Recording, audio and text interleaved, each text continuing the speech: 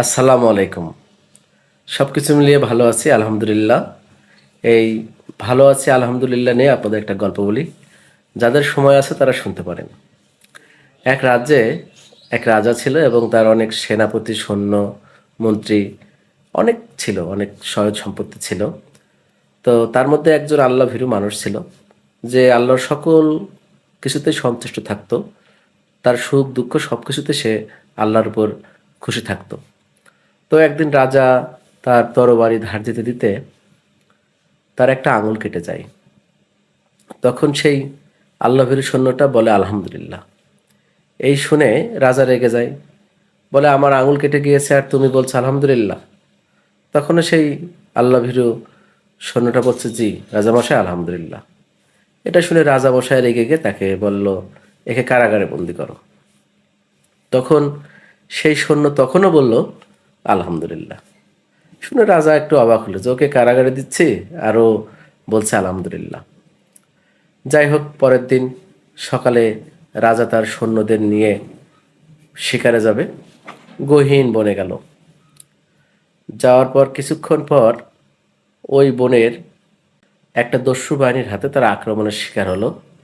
অধিকাংশ সৈন্যই পালিয়ে গেল, রাজা পালাতে পারল না। রাজা তাদের হাতে গ্রেপ্তার হলো। তারা তাদের এলাকায় রাজাকে নিয়ে গেল।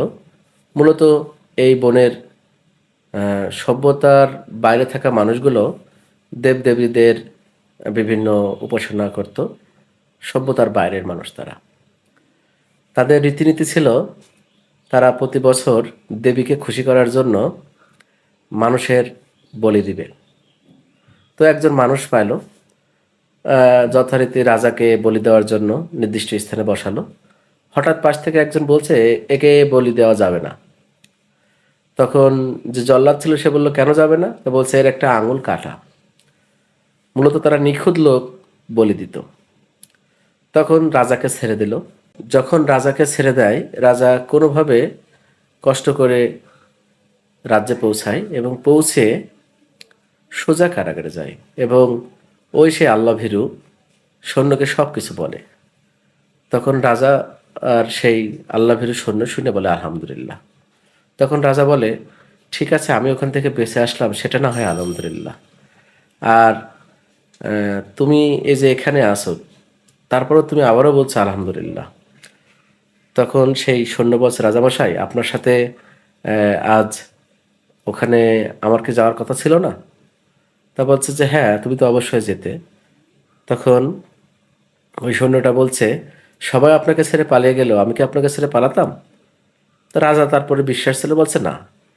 তা বলছে, আমি যখন না পালাতাম, আমি আপনি দুইজনেই গ্রেপ্তার হলে ওরা আপনার এই আঙুল কাটার জন্য আপনাকে ছেড়ে দিত।